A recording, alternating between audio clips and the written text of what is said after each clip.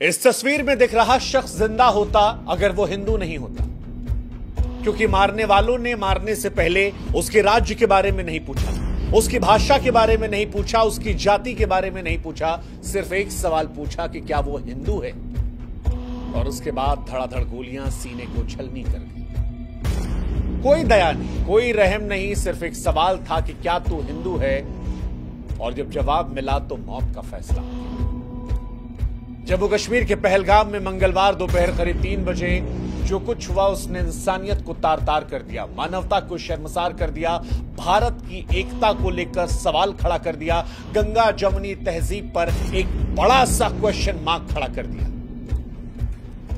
कश्मीर में 26 लोगों की मौत की पुष्टि हो गई है और यह आंकड़ा और बढ़ सकता है, लेकिन ये 26 लोगों की मौत किस तरह हुई है अगर ये आप जानेंगे तो यकीन मानिए आपकी रूह कांप जाएगी, इंसानियत से आपका विश्वास उठ जाएगा। गोली चलाने वाले टूरिस्टों के पास जाते हैं और उनसे कहते हैं कि अपनी पैंट को उतारो। वो देखना चाह रहे थे कि ये हिंदू है या मुसलमान, और जब कंफर्म हो गया तब गोली मार दी, पैंट उतरवा कर गोली मार दी गई।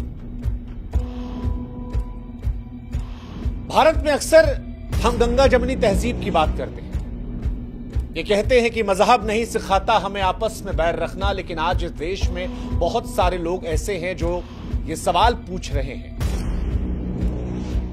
कि गोली मारने वाले अगर किसी मजहब से नहीं थे तो मजहब पूछे गोली क्यों मारी। और बड़ा अफसोस हो रहा है हमें आज ये सवाल कहते हुए, क्योंकि जो ये सवाल पूछ रहे हैं उनकी बात को भी हम पूरी तरह नकार नहीं पा रहे। चंद रोज पहले हम कश्मीर के अंदर थे और हजारों लोगों से मिल रहे थे, बेशुमार मोहब्बत हमें भी मिली थी, लेकिन उसी कश्मीर में वो लोग भी हैं जो मजहब, जो धर्म देखकर लोगों को कत्ल कर रहे हैं। और इसी वजह से आज बड़े अफसोस से हम कह रहे हैं कि इस सवाल को हम चाहकर भी नकार नहीं पाएंगे, क्योंकि जिन्हें मारा गया उनके साथ कोई बहस नहीं हुई, कोई सवाल नहीं पूछा गया, इंसानियत को नहीं देखा गया। और इसीलिए हम बड़े अफसोस से कह रहे हैं कि यह हत्या नहीं, ऐलान था, ऐलान था कश्मीर में हिंदू होने का, कि अगर आप हिंदू हैं तो कश्मीर में यह जुर्म है। ना जाति पूछी गई, ना भाषा पूछी गई, ना राज्य पूछा गया, सिर्फ एक सवाल, तू हिंदू है, मौत के घाट उतार दिया। इसे आप टारगेटेड किलिंग से आगे बढ़ाकर सुनियोजित नरसंहार की संज्ञा दे सकते हैं। मंजुनाथ राव, कर्नाटक का एक परिवार जो यहां पहुंचा था, उसमें मंजुनाथ राव जो है वो अपनी पत्नी पल्लवी और बेटे के साथ कश्मीर देखने पहुंचे थे। हम सबकी नजर में कश्मीर भारत का ताज है, कश्मीर वो स्थान है जो दुनिया में जन्नत की निगाहों से देखा जाता है, और शायद ये परिवार भी जन्नत देखने पहुंचा था, मगर इसे एहसास नहीं था कि हिंदू होकर जन्नत देखने जाना उसकी जिंदगी पर भारी पड़ सकता है। आतंकवादी पहुंचे, उससे नाम पूछा, पता लगा हिंदू है, अगले पल उसकी छाती पर गोलियां मार दी। उसकी पत्नी और बेटे की आंखों के सामने उसे गोलियां मार दी गई। पत्नी चीखती रही, चिल्लाती रही, ये कहती रही कि तुमने मेरे पति को मार डाला है, मुझे भी मार डालो।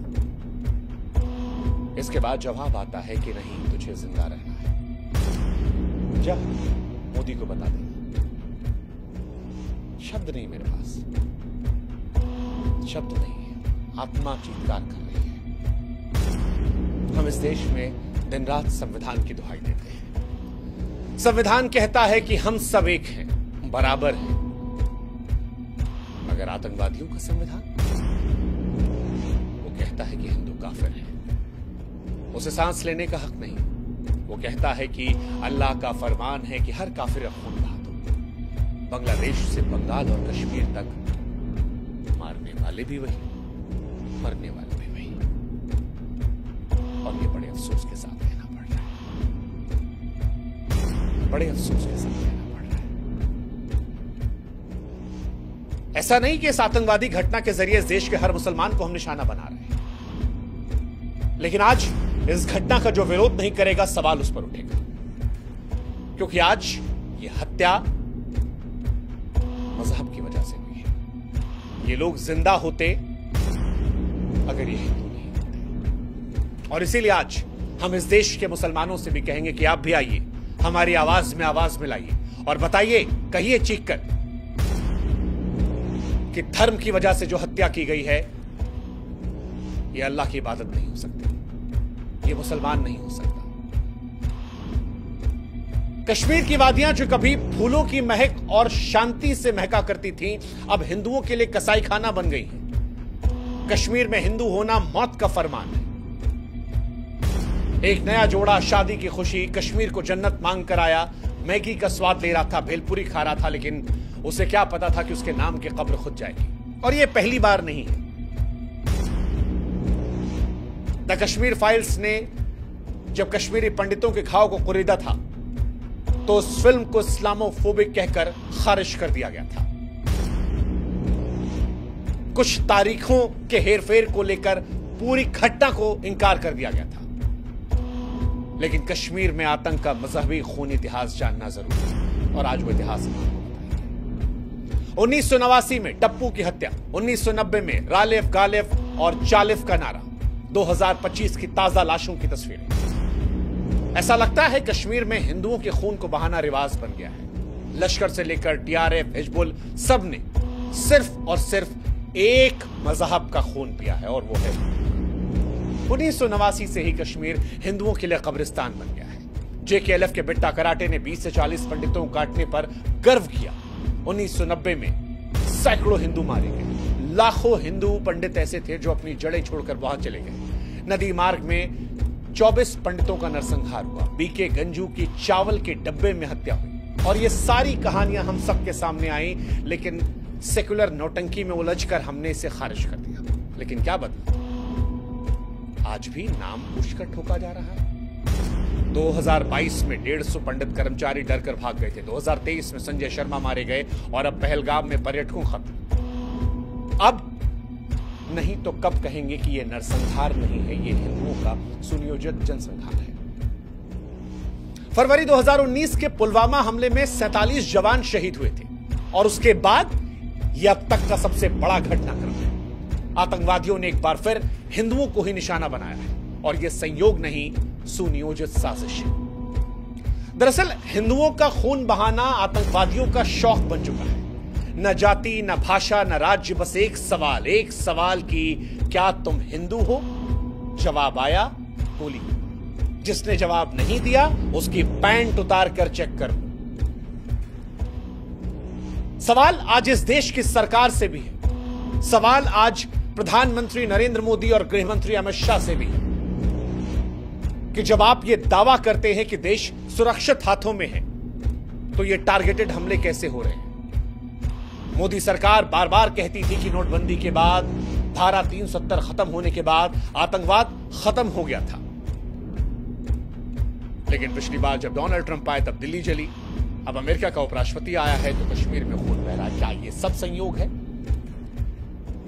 लगता तो नहीं। लेकिन सवाल यह है कि आप क्या कर रहे हैं? देश के गृह मंत्री कश्मीर के दौरे पर गए हैं, लेकिन इस घटना के होने के बाद कश्मीर में आतंकवादियों के हौसले क्यों नहीं इतने पस्त थे कि ऐसी घटना करने के पहले उन्हें 1000 बार सोचना पड़ता?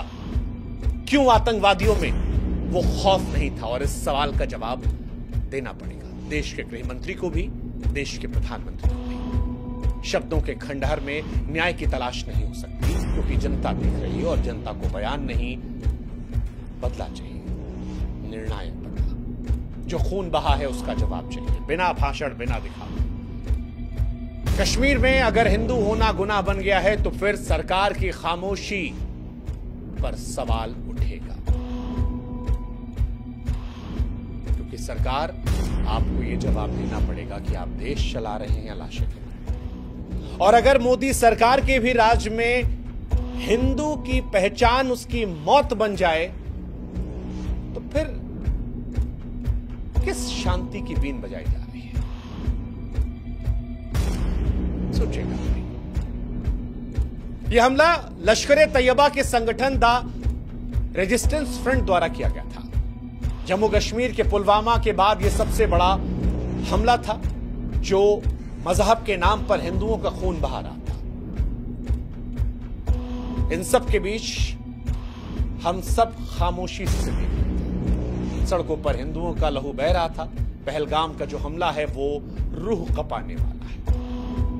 लेकिन अब बहुत हुआ और इस बात को खुलकर कहना होगा कि अब बस करो, अब निर्णायक लड़ाई लड़ो सरकार।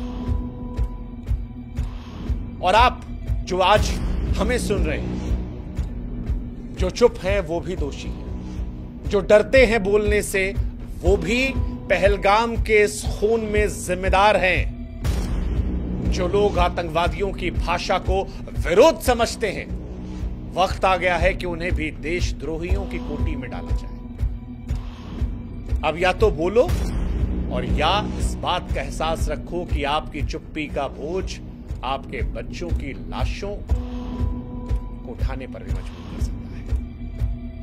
कश्मीर सिर्फ हिंदू का नहीं बल्कि भारत का मुकुट है और यह हमला भारत की अखंडता, भारत की एकता पर भी किया गया है। अब इस मुकुट पर खून के छींटे और बर्दाश्त नहीं, क्योंकि आतंकवाद एक ऐसा सांप है जो पूरी दुनिया को निगल जाएगा और उसे कुचलना जाना जरूरी है। और कश्मीर में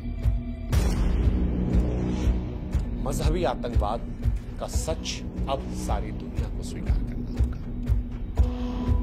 यह लड़ाई केवल कश्मीर की नहीं है, केवल भारत की नहीं है, यह मानवता की जंग है। आतंकवादियों, उनके समर्थकों, सहानुभूति करने वालों को बेनकाब करना होगा। सरकार से खाना पूर्ति नहीं बल्कि कड़ी कार्रवाई की उम्मीद होगी। हर आतंकवादी को जड़ से उखाड़ना होगा सरकार। हर एक हिंदू का जो खून बहा, हर एक इंसान का जो खून बहा है कश्मीर में, उसका हिसाब लेना होगा। आप कश्मीर को जन्नत बनाने की तैयारी करो, लेकिन उससे पहले इस खूनी जहर को खत्म करो। देश की जनता चीख रही है, अब और खून नहीं, अब और आतंकवाद नहीं, अब और भारत की अखंडता, एकता पर हमला नहीं। आशा करते हैं कि इस घटना के बाद ऐसी घटना से हमें आपको रूबरू नहीं होना पड़ेगा, और अगर होना पड़ा तो इससे बड़ा दुर्भाग्य देश का नहीं होगा। आशा करते हैं कि जिनका खून बहा है उन्हें इंसाफ मिलेगा। आशा करते हैं कि 140 करोड़ भारतीय एक सुर में सुर लगा कहेंगे कि जो हुआ वो भारत की अखंडता, एकता पर हमला था और भारत मजहबी आतंकवाद की